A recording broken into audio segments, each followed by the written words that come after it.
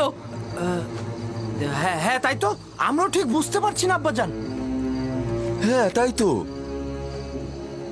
এই জামাটা কিভাবে অক্ষত থাকলো? হ্যাঁ, এই ব্যাপারটা তো আমাদের মাথাতেই ঢুকছে না। কি হয়েছে আমার ইউসুফের সাথে?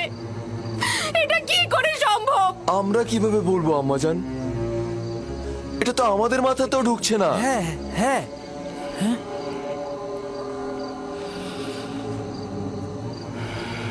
জানি না তোমরা ওখানে কি ঘটিয়েছ, তবে এটা ধ্রুবতারার মতো সত্য যে যা ঘটিয়েছ তা নফসের ফরমানে বশ্যতা স্বীকার করেছ। তোমাদের নফস তোমাদের আমলকে তোমাদের নিকট ভালো কাজ হিসেবে প্রকাশ করেছে। নিঃসন্দেহে বলা যায় এই ঘটনায় শয়তানের হাত রয়েছে। আব্বাজান আমরা সত্যি কথা বলছি, আব্বাজান আমাদের বিশ্বাস করুন। আজব তো, আমরা কি করেছি? তোমরা আমানতের খেয়ানত করেছো। তোমাদের উচিত ছিল ইউসুফের প্রতি খেয়াল রাখা। আজ রাতের মধ্যেই যেভাবেই হোক, যেখান থেকে হোক, ইউসুফকে খুঁজে নিয়ে আসবে। আমরা অনেক খুঁজেছি, খুঁজে পাইনি। এখন আমরা ইউসুফকে কোথা থেকে খুঁজে বের করে নিয়ে আসবো? যা বলেছি তাই করবে।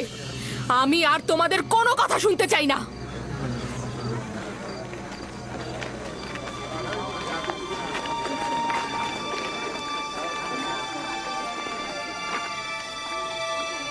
চলো সবাই, চলো ইউসুফের জন্য খোদার দরবারে মোনাজাত করি।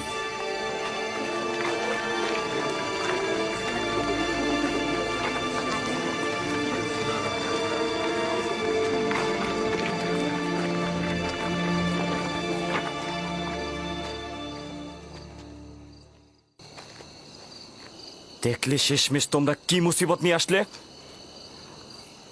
মুসিবতের কারণটা তুমি। আমরা যদি ওকে হত্যা করে ওর কিছু অঙ্গ প্রত্যঙ্গ নিয়ে আসতাম, তাহলে কাহিনী শেষ হয়ে যেত। এখনো বেশি দেরি হয়নি, আমরা এখন এই কাজটি সম্পন্ন করতে পারি। এখনো পর্যন্ত তোমাদের সাথে বেহুদা সময় কাটাচ্ছি আমি। যদি আরেকটা ভুল করো তবে জেনে রেখো সবকিছু বিনষ্ট করে দেব আমি। চুপ করো, বোঝার চেষ্টা করো। এখন আমাদের কি করার আছে?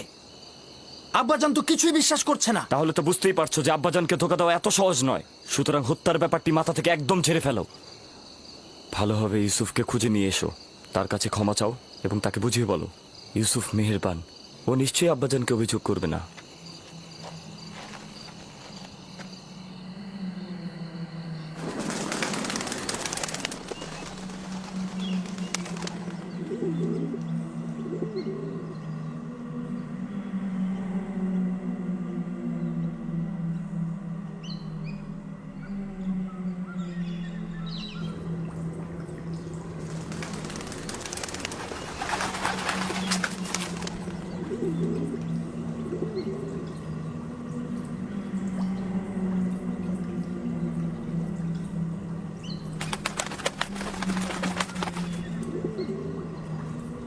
সালাম হে আদমের উত্তরাধিকারী, সালাম আদম।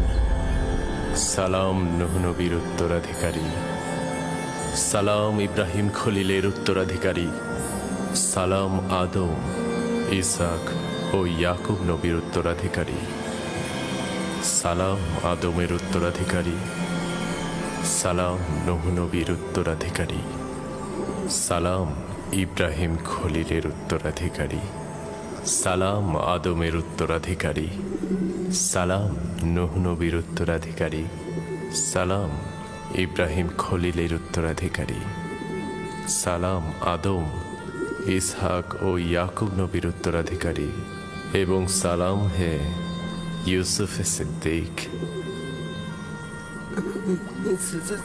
সালাম, আপনি কে?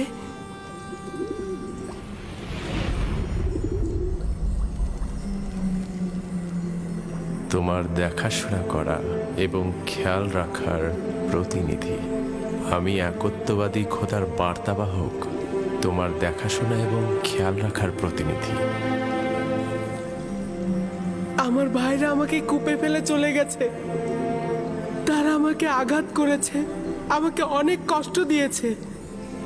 জানি, কিন্তু খোদাবন্দের ইচ্ছায় তোমার জখমের উপশম হয়েছে।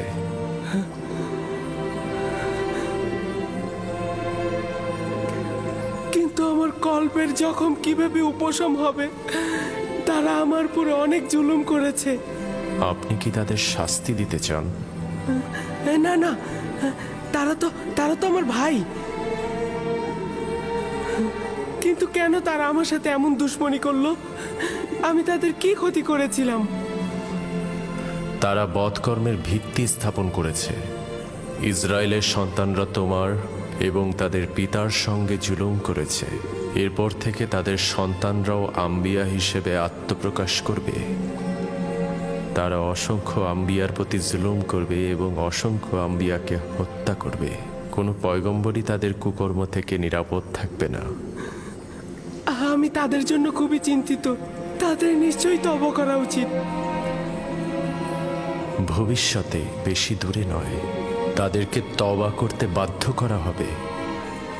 তুমি তোমার ভাইদের উপর আধিপত্য বিস্তার করবে এবং তারা আত্মপ্রবঞ্চনায় ভুগবে। আমাকে এখানে একা রেখো না, আমার ভয় লাগছে। ইউসুফের উচিত কষ্ট সহিষ্ণু হওয়া।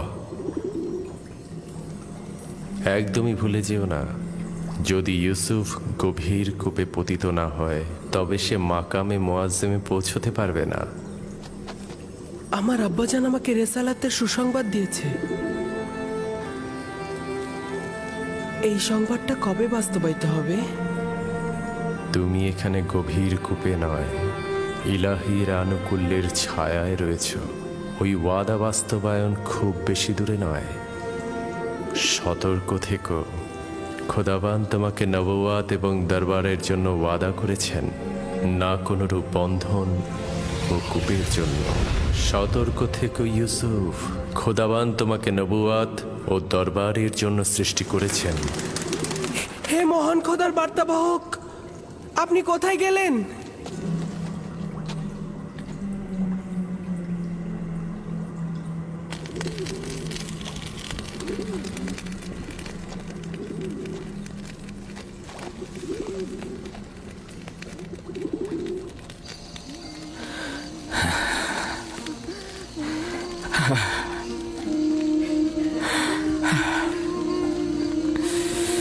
জানি আমার ইউসুফকে নেকড়ে খায়নি,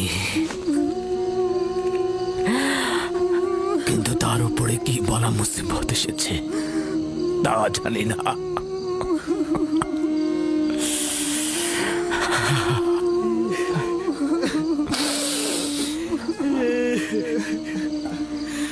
আব্বাজান,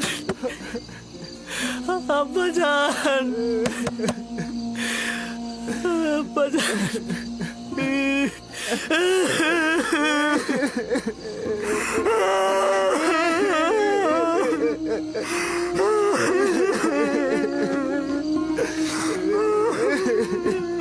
আসলে আমরা অন্তরালে হাজার চেহারার অধিকারী, ভণ্ডামি আর প্রতারণার খেলা খেলছি। দরজা খুলুন আব্বাজান। জানি বিশ্বাস করছেন না আমাদের কথা, কিন্তু আমি মহান খোদা তাআলার কসম কেটে বলছি আব্বাজান, আমি সত্যি বলছি, আমি সত্যি বলছি আব্বাজান, কসম কেটে বলছি।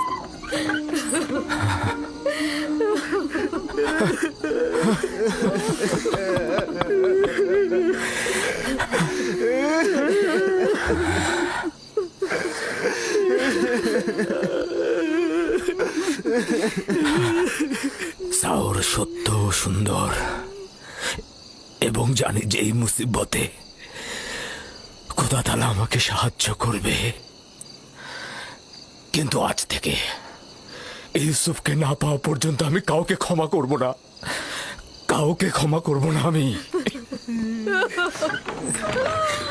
আব্বাজান, আব্বাজান।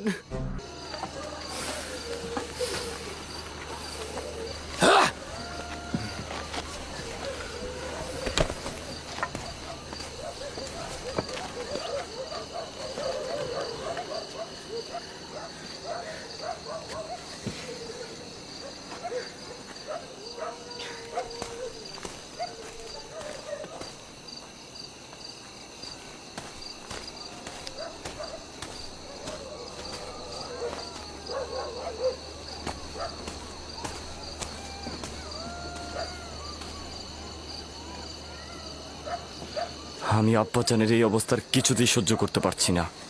আমি এখনই মরুভূমিতে যাবো আর ইউসুফকে সঙ্গে করে নিয়ে আসবো।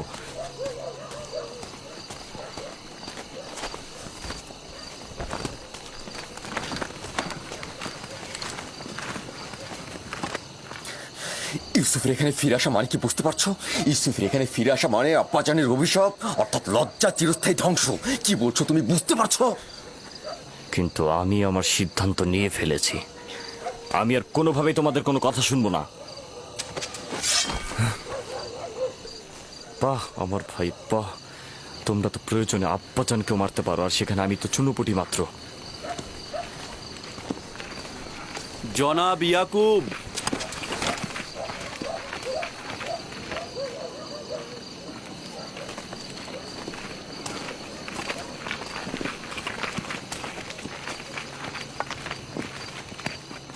তোমাদের আব্বাজান কোথায়?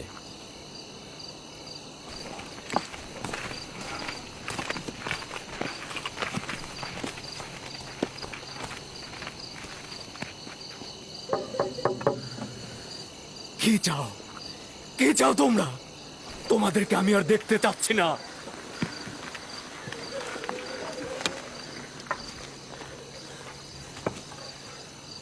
আমরা কেনানের অধিবাসী, হে আল্লাহর নবী।